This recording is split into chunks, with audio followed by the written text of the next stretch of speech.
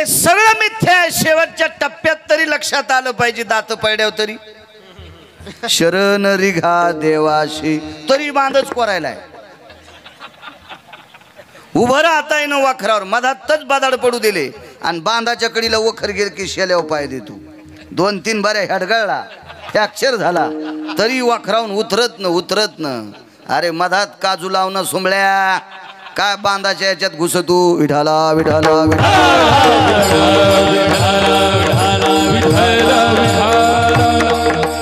नाही त्या घरात जाळी. त्याच्या पलीकडचं सांगू का तुम्हाला, काय इतका कठीण शब्द वापरला माझ्या मंगळवेड्यातल्या मालकांनी चोखोबरायनी. चोखा म्हणे फजित खोर माझे माझे. अरे ते फजित खोर आहे का घर माझं म्हणायचं नाही. आतापर्यंत तुम्ही पाहिलंय का मेलेल्या माणसाला बाथरूम मध्ये आंघोळ घातलेली? होय बाबासाहेबजी, पाहिले आतापर्यंत? घातली कोणाला? चौकात. आता पाटाय जरा भरपूर झालेत म्हणून पाट टेकालेत, पहिले आऊत खोडं टेकीत होते. आजही काही काही सुना म्हणतात न ग बाई, म्हातारीला त्याच्यावर आंघोळ घातल्या मग बाबा त्याच्यावर जेवणार. ह्या पाटावर नाही म्हातारीला आंघोळ घालायची. आणि त्या पाटावर घातलीच आंघोळ तर मग ते देऊन टाकतात महाराजाला पाठ. हो, मला असे 5-50 पाट आले. आमच्या घरचे म्हणले भरपूर आलेत. म्हणलं मुकाटे बस, याच्यावर मेलेले आंघोळी केल्यात.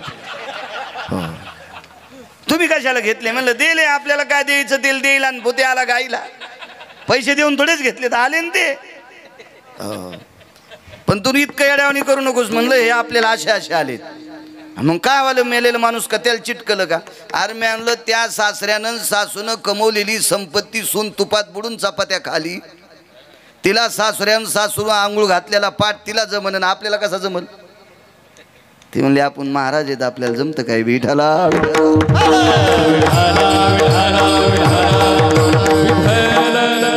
इतकं पक्याला लागलंच नाही आमचं, पण तुम्हाला कळण्यासाठी सांगायलो. विठाला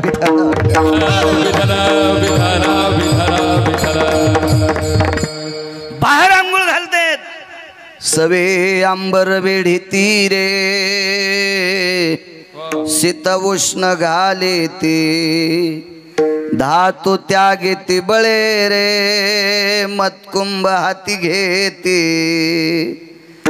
कुठलंही धातूचं पात्र हातात नसते. मातोड्याचं गाडगं असते. शेवटची आंघोळ मडक्यानं घालीत असते. आणि किती वेळ ठेवते ताबा? अहो पटकन काढा काढा म्हणते. काढा काढा म्हणती झाला भूमी. काढा काढा म्हणती झाला भूमी भार. काढा म्हणती झाला भूमी भार. काढा काढा म्हणती झाला भूमी भार. स्वजन स्वतंत्र सारे करी विचार. काढा काढा म्हणती याची झाला भूमी भार. स्वजन स्वतंत्र अरे करी विचार. काढा काढा म्हणती याची झाला भूमी भार.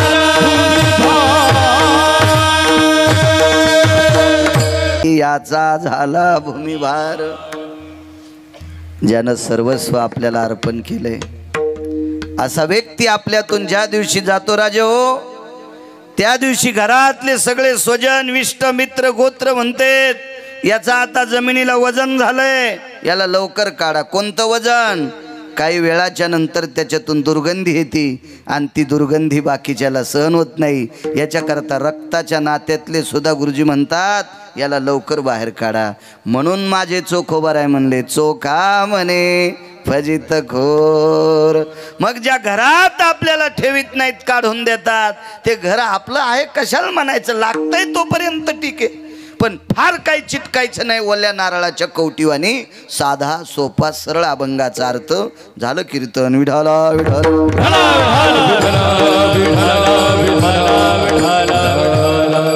मृदंग महामेरू हरिभक्तीपरायण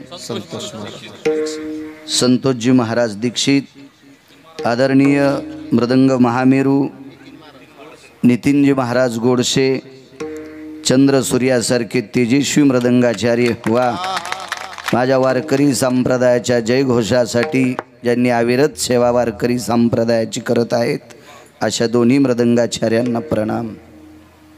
या परिसराला लाभलेलं वारकरी संप्रदायातलं गोड सरत्न आमचे आदरणीय हरिभक्तीपरायण देठे महाराज, आध्यात्मिक सात्विक तात्विक असा गोड ज्यांचा अभ्यास आहे असे आमचे देठे महाराजांना सुद्धा मनपूर्वक प्रणाम. एक एक सूर्य रोज बघतो, पण आज मला 3 सूर्य बघायला भेटलेत. मत भाग्य. अहो बाळ्या, रोजही 12 पोळ्या खाईन, पण पुरण घालणारी लागन ना.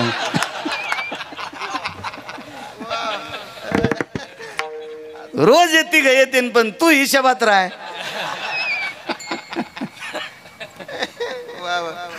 तू ही गाडी हिशोबाच्या पलीकडे पळायली, तुला रोज रोज सूर्य कसे सापडते रे. आपल्यावर घेतल्यावर यायच्या लय खसखशी पिकत आहेत. गान सम्राट गान कोकिळा गायनातलं तात्विक सात्विक रत्न आदरणीय आमचे किशोरजी महाराज शेळके, तथा गान सम्राट गान कोकिळा अत्यंत गायन क्षेत्रात मार्मिक अशी ज्यांची पकड आहे, वजन आहे, आमचे प्रकाशजी महाराज गुरुजी, त्यांनाही प्रणाम. किशोरजी गुरुजींना प्रणाम. आणि या परिसराला लाभलेलं अत्यंत सात्विक तात्विक गायन क्षेत्रातलं मार्मिक रत्न आदरणीय जगदाळे आबा, खूप असे प्रमाणपाठ, खूप प्रमाणपाठ, निष्ठावंत वारकरी आदरणीय जगदाळे आबा, तुम्हाला सुद्धा प्रणाम. या कडीपासून तर तिकडच्या कडीपर्यंत बाकी सगळ्या पॅन्टीवाले जरी असले तरी तुम्हाला प्रणाम. याही बाजूचे. फक्त एक विनंती करील, महाराष्ट्रात अशी बाईच नाही ती नवऱ्याचे पैसे चोरीत नाही. आपोआपल्या नवऱ्याचे पैसे गुरुजी बायका चोरीतात आणि कोणाला देतात अडचणीत? नवऱ्यालाच. लाखात एखादी येडपट असती ती भावाला देती, असं समजायचं. आर्थिंगनं करंट हाणलं. लाखात शक्यतो बायका नवऱ्याचे. एक जण म्हणला मै चोरीतच नाही, नोटा बदलल्यावर कळाली. कोणाकडे देईन बदलायला? प्रत्येक बाई नवऱ्याचे पैसे चोरती आणि ती अडचणीत नवऱ्यालाच देती. कधी कधी भावाचं नाव करून दागिने करून येतात. आपण आपल्याच पैशानं पांढऱ्या पॅन्टी शिवा. विठाला विठाला विठाला.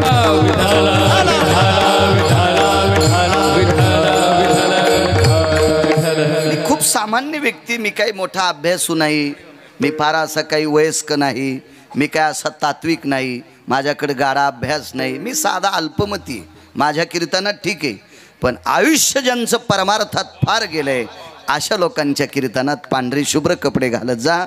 तुम्हाला नाक घासून प्रणाम करतो. विठाला विठाला.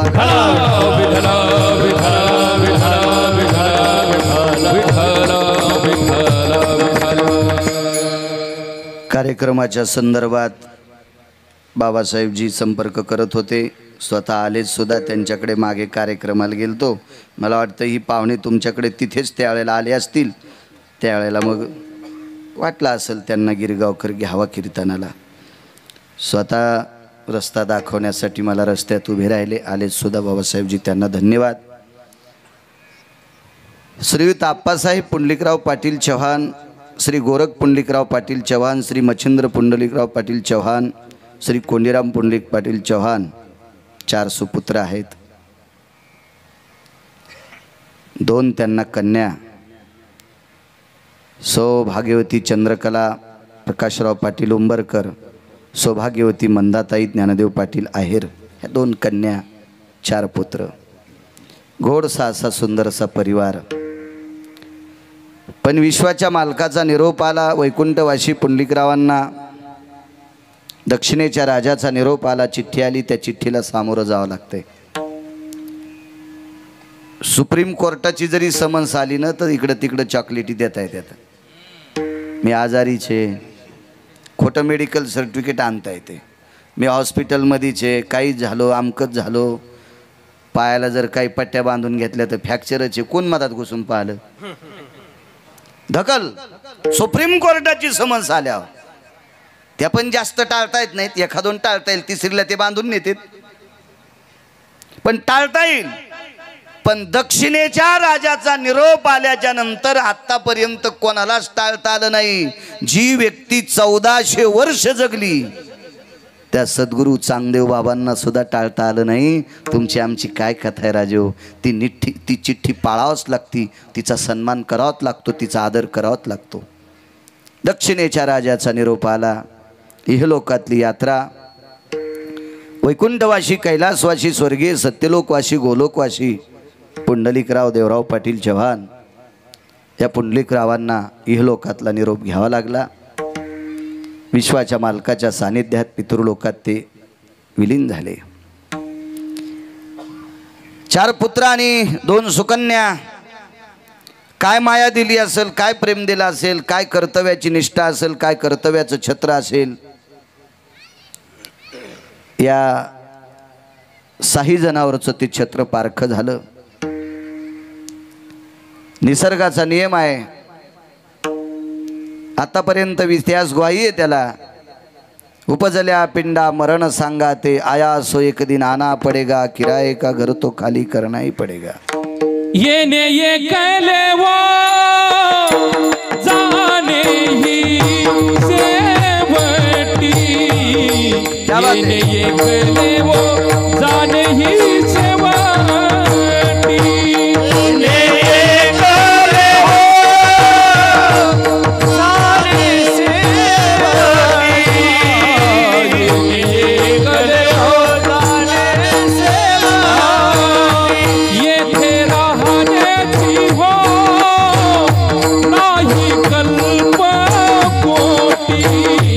ये तेरा हनेसी नाही कल्प कोटी, ये तेरा हनेसी हो नाही कल्प कोटी, ये तेरा हनेसी हो नाही कल्प कोटी. जोडीले धन तेना तले लक्ष कोटी, जोडीले धन तेना तले लक्ष कोटी, जोडीले धन तले लक्ष कोटी, जोडीले धन तेना तले लक्ष कोटी. या म्हणून आलिया सावळ्याची भेटी व, म्हणून आलिया सावळ्याची भेटी व, आलिया सावळ्याची भेटी व, आलिया सावळ्याची भेटी.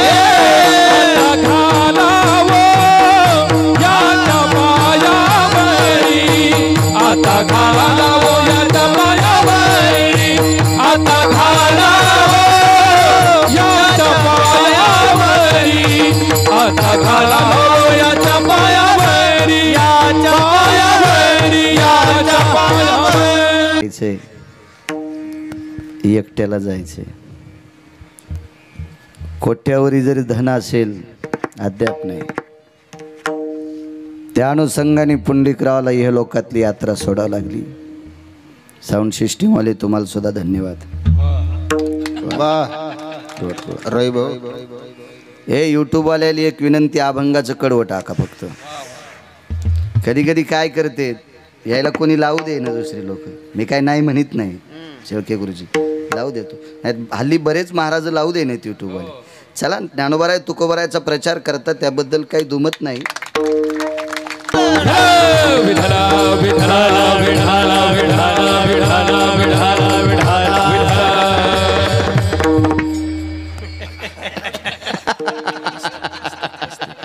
वैकुंठवासी पुंडलिकराव मालकाच्या सानिध्यात विलीन झाले. राजो, या 4ही पुत्रांना मान्य केलंय, करावं लागेल, करतील, केलंय. पण कधी कधी पुरावा मोठ्यांचा ऐकल्याच्या नंतर माणसाच्या अंतःकरणातलं दुःख नाहीसं होत असते. नदीच्या कडेला एक शेळी बसली होती. शेळी कळतील तुम्हाला का शिरड म्हणतात तुमच्याकडे? शेळीच ना, शेळी बसली होती आणि त्या शेळीला पोरग झालं. त्या पोराचं नाव होतं टिक्या, म्हणजे बोकड्या. पण कपाळाला चंद्र होतं म्हणून तिनं नाव त्याचं टिक्या ठेवलं. ठीक आहे. आणि अचानक नदीच्या कडेला हिवराच्या झाडाचा पाला खाता खाता वरून पाणी आलं, तिचा टिक्या वाहून गेला. शेळी नदीच्या कडेलाच बसली. 5-4 दिवस झालं खाईनं काही होईना अशी वाळून गेली, मरायला टेकली ती शेळी. तिकून एक हत्ती आला.